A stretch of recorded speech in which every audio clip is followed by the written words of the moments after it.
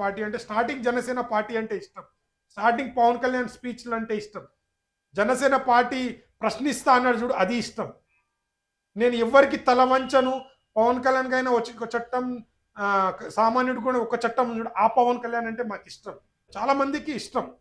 But ఎందుకు ఇలా మారిపోయాడు పవన్ కళ్యాణ్ గారు కూడా నిలకడ లేదు. ఫుల్ వీడియో చూసి మాట్లాడితే వాళ్ళు కూడా ఇట్లా కౌంటర్ ఇస్తే చాలా బాగుంటుందని నేను వెయిట్ చేస్తున్నా. అరే ఎవరైనా మాట్లాడండిరా ఇట్లా మాట్లాడి ఇది మాట్లాడను ఇది తప్పు అని చెప్పండిరా అంటే ఎవ్వడు చెప్పడు. వాళ్ళకి తెలిసిందంతా ఒకటే. ఓపెన్ చేయడము, ఫ్యామిలీని తిట్టడం తప్పించి ఏం రాదేమో, వాళ్ళ అవగాహన అంతేనేమో అని అనిపిస్తుంది కొన్నిసార్లు. ఇలా పెట్టి ఇగో నువ్వు ఇది వీడియో ప్లే చేసి ఇది నువ్వు తప్పు, ఇది రైటు అని మాట్లాడే నాదుడు ఒక్కడుండడు. ఏమైనా ఉంటే సాడిస్ట్‌గా ప్రవేశిస్తారు. ఫ్యామిలీని తిడతారు, వాళ్ళని తిడతారు. వాళ్ళ ఫ్యామిలీని తిట్టి మనం ఫ్యామిలీని తిట్టంగానే మా ఫ్యామిలీ మీదకెందుకు అసలు తిట్టిందే వాడు ఫస్ట్ ఆఫ్ ఆల్. మళ్ళీ నువ్వు తిడుతున్నావు అంటారు. అంటే వాళ్ళు చేస్తే నీతి, మనం చేస్తే బూతు అన్నట్టు మాట్లాడతారు. విమర్శించేటోళ్ళు ఎట్లా అంటే మనం కరెక్ట్ టాపిక్ మాట్లాడి దానికి పాయింట్అవుట్ చేస్తే దానికి సమాధానం చెప్తాం. కానీ పిచ్చిగా సంబంధం లేకుండా కామెంట్లు పెట్టేటోడితోని వాడు ఆ కామెంట్‌కే ఆడు పరిమితం అని చెప్పొచ్చు. కళ్యాణ్ గారు పార్టీ పెట్టి 12 సంవత్సరాలు కంప్లీట్ అయింది. నిన్న ఆవిర్భావ సభ చేసుకున్నారు. So first of all Pawan Kalyan గారికి, జనసేన కార్యకర్తలకి, వారి పార్టీ సభ్యులకు అందరికీ 12 సంవత్సరాలు జరుపుకున్న సందర్భంగా అందరికీ శుభాకాంక్షలు. సో చాలా బాగుంది, గుడ్. ఎవరైనా పార్టీ పెట్టుకొని ఎవరైనా చేయొచ్చు, దాంట్లో తప్పు లేదు. సో పవన్ కళ్యాణ్ గారు కూడా 12 సంవత్సరాలు పార్టీ పెట్టి పార్టీని అటు ఇటు వాళ్ళకి సపోర్ట్ చేసి వీళ్ళకి సపోర్ట్ చేసి ఎట్టకేలకైతే కూటమి ప్రభుత్వంలో ఎమ్మెల్యేగా గెలిచారు తొలిసారిగా, అండ్ డిప్యూటీ సీఎం కూడా అయ్యారు, గుడ్. కానీ ఇప్పుడు నేను పవన్ కళ్యాణ్ గారిని విమర్శించాలనో అని కాదు, కానీ ఇది నేను చెప్తున్న వాస్తవాలు కాదు, నా మనసులో నుంచి వచ్చింది కాదు. పవన్ కళ్యాణ్ గారికి నిన్న సభ అయిన తర్వాత సోషల్ మీడియాలో చాలా ట్రోలింగ్ స్టార్ట్ అయింది. అన్ని పేజెస్లో మీమ్స్ పేజ్ వాళ్ళు కానీ వైసీపీ వాళ్ళు కానీ ఖచ్చితంగా బ్రదర్ మనం ఎవరైనా కావచ్చు, మనం ఒకరిని విమర్శించేటప్పుడు మనల్ని కూడా విమర్శించే వాళ్ళు ఉంటారు. బట్ విమర్శించేటోళ్ళు ఎట్లా అంటే మనం కరెక్ట్ టాపిక్ మాట్లాడి దానికి పాయింట్అవుట్ చేస్తే దానికి సమాధానం చెప్తాం. కానీ పిచ్చిగా సంబంధం లేకుండా కామెంట్లు పెట్టేటోడితో వాడు ఆ కామెంట్కే ఆడు పరిమితం అని చెప్పొచ్చు. డిఫెండ్ చేసి మాట్లాడాలి ఏ విషయంలో కానీ. అంటే పవన్ కళ్యాణ్ గారు ఎన్నిసార్లు మాట మారుస్తున్నారు. గుడ్, రాజకీయాలు చేయొచ్చు, నేను వద్దంటలేను, ఎవరి ఇష్టం వాళ్ళది.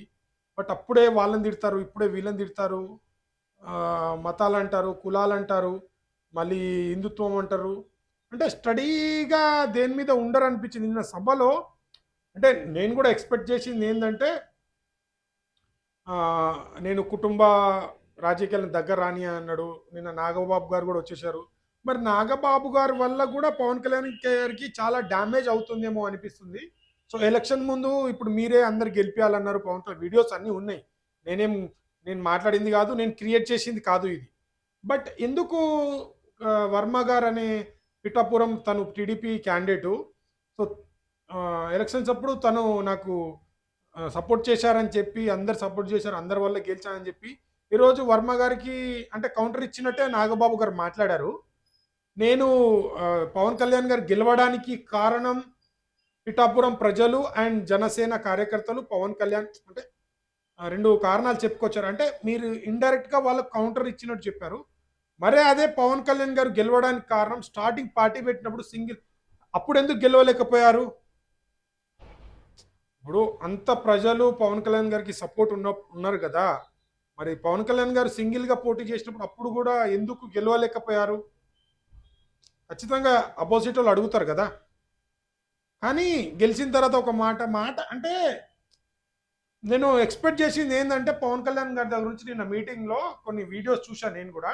అంటే వేరే కాంట్రవర్సీ వీడియోలు వాళ్ళు కౌంటర్ ఇవ్వడము మాట్లాడుతున్నారు. ఇప్పుడు కౌంటర్ అనేది ఖచ్చితంగా ఎవరిస్తారు. ఇప్పుడు సపోజ్ జనసేన పార్టీ వాళ్ళు ఉన్నారనుకో, వైసీపీ వాళ్ళకి కౌంటర్ ఇస్తారు. వైసీపీ వాళ్ళు ఉన్నారనుకో, వాళ్ళు చేసే పని మీద కౌంటర్ ఇస్తారు. బట్ ఇక్కడ పవన్ కళ్యాణ్ అంతా ట్రోల్ స్టప్ అయిపోతున్నారా అని అనిపిస్తుంది నాకు. అంటే తన వీడియోలు మీరే చూడండి, నేను పవన్ కళ్యాణ్ ఫ్యాన్స్కే చెప్తున్నా, మీరు వీడియోస్ చూడండి ఎన్ని. అంటే మీకన్నా క్లారిటీ ఉందా? అప్పుడేమో నేను కొత్త నాయకులను తీసుకొస్తా అంటాడు, నేను 15 సంవత్సరాలు టీడీపీకే సపోర్ట్ చేస్తా అంటాడు. టీడీపీ వాళ్ళు మా అమ్మని తిట్టారంటాడు. మళ్ళీ వాళ్ళకే సపోర్ట్ చేస్తారు. అంటే ఎందుకో నేను కూడా స్టార్టింగ్‌లో నాకు పవన్ కళ్యాణ్ గారి రాజకీయ పార్టీ పెట్టినప్పుడు చాలా ఆహ్, స్పీచ్‌లు మాట్లాడినా కొంతమంది ఒక 10% ఫ్యాన్స్ ఉంటారు చూడు. వాళ్ళెళ్లి నా వీడియోలు కొట్టండి. స్టార్టింగ్‌లో అప్పుడు 'భీమ్లా నాయక్' టైం రిలీజ్ అయినటప్పుడు ఆ టైంలో నేను పవన్ కళ్యాణ్ గురించి, వాళ్ళ జనసేన పార్టీ గురించి ఏం మాట్లాడినో చెక్ చేయండి. ఈ చిన్న చిన్న షార్ట్ వీడియో వస్తాయి చూడు. అవగాహన లేకుండా పూర్తి వీడియో చూడకుండా మాట్లాడే వాళ్ళకు మనం ఎంత చెప్పినా వాళ్ళ నాలెడ్జ్ వాళ్ళు అక్కడ వరకే అని వాళ్ళకి ఓకే వదిలేద్దాం. ఫుల్ వీడియో చూసి మాట్లాడితే వాళ్ళు కూడా ఇట్లా కౌంటర్ ఇస్తే చాలా బాగుంటుంది. నేను వెయిట్ చేస్తున్నా. అరే ఎవరైనా మాట్లాడండి రా, ఇట్లా మాట్లాడి ఇది మాట్లాడను ఇది తప్పు అని చెప్పండి రా అంటే ఎవ్వడు చెప్పడు. వాళ్ళకి తెలిసిందంతా ఒకటే.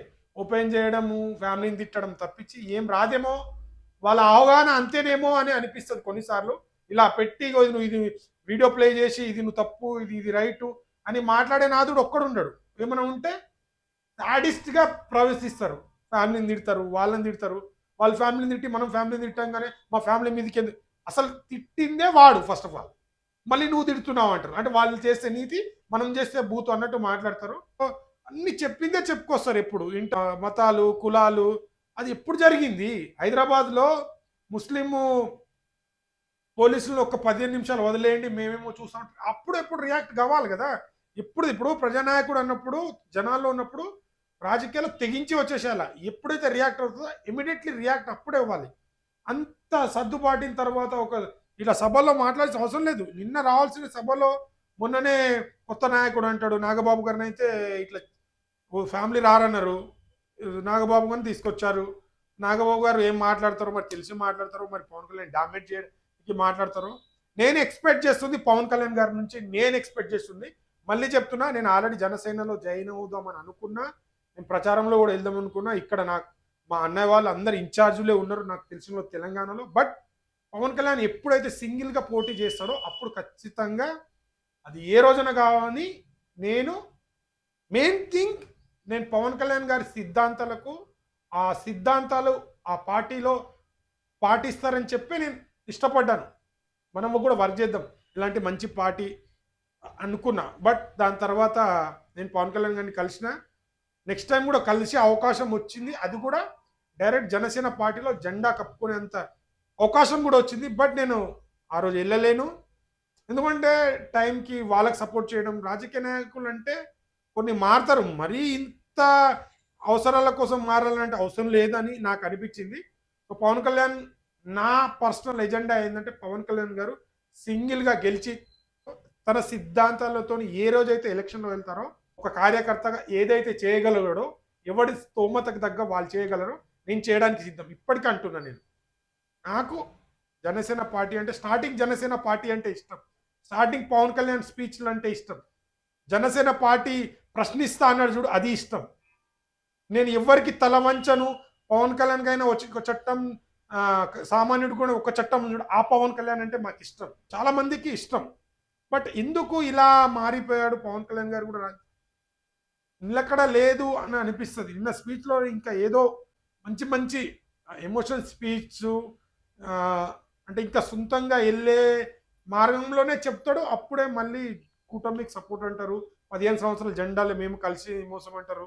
అంటే పవన్ కళ్యాణ్ నమ్మి వచ్చినోళ్ళు ఇగ వాళ్ళకు ఇలానే కలిసిమెలిసి ఉండాలా అందరితోని, కూటమిలోనే ఉండాలా అనే ప్రశ్నలైతే చాలా మట్టికి మీరు పవన్ కళ్యాణ్ ఫ్యాన్సా? మీరు జనసేన కార్యకర్తలా?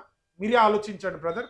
చూస్తున్న ప్రస్తావన గాని అవి చూస్తే ఇది నిజమా? అబద్ధమా? అని మనం మాట్లాడే రైట్స్ మనతోటున్నాయి. ఎందుకు అంత ట్రోల్ స్టాప్ అవుతున్నారు?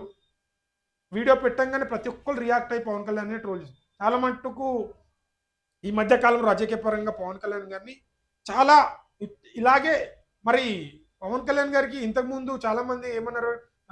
త్రివిక్రమ్ గారు స్క్రిప్ట్ రాసిస్తారు. త్రివిక్రమ్ స్క్రిప్ట్ రాపిస్తారు. ఇప్పుడు ఎవరు చూస్తున్నారు? పవన్ కళ్యాణ్ మాట్లాడేది గానీ, పవన్ కళ్యాణ్ సార్‌కి ఎవరు చెప్పట్లేదా?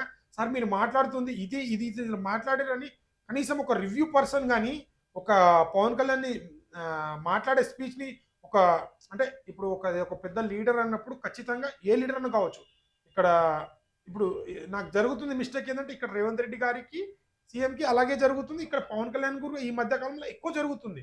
అంటే వీళ్ళు పాత వీడియోలు మాట్లాడింది గానీ, ఇప్పుడు మాట్లాడింది గానీ వీళ్ళకు ఒక రివ్యూ పర్సన్ అనేది సార్ మీరు ఇది మాట్లాడారు దీనివల్ల అని ఒక సజెషన్ ఇచ్చే వాళ్ళు లేరా అనే డౌట్ నాకు వస్తుంది ఇప్పుడు. అలాంటి స్పీచెస్ ఉన్నాయి వాళ్ళది. మరి ఎందుకో మాట్లాడుతున్నారో ఇక్కడ కూడా రేవంత్ రెడ్డి గారికి కూడా అదే పరిస్థితి అవుతుంది అండ్ పవన్ కళ్యాణ్ గారికి కూడా అదే పరిస్థితి అవుతుంది. చాలామంది కొత్త నాయకులకు అదే అవుతుంది. సో ఇది పవన్ కళ్యాణ్ గారి స్పీచ్ల్ని ఎవరైనా గైడ్ చేసి వాళ్ళకు చెప్తారు లేదా అని నాకు అనిపిస్తుంది. ఎందుకంటే ఇంత ట్రోలింగ్ చేస్తున్నా కూడా ఇంత కంట్రోల్ చేయడం లేకపోతున్నారా అని చెప్తున్నాం. మొన్న పవన్ కళ్యాణ్ గారే చెప్పారు నా గెలుపుకి వీళ్ళంతా కారణమని. నిన్న మన నాగబాబుకు వచ్చి మళ్ళీ ఇట్లా మాట్లాడారు. ఏమో బాబు మీ ఫ్యాన్స్ తెలవాలి, మీ కార్యకర్తలకు తెలవాలి, మిమ్మల్ని ప్రశ్నించాలన్నా మీరు ఈ టాపిక్ మాట్లాడిందిగా దీనికి కౌంటర్ ఇద్దామని మాట్లాడరు.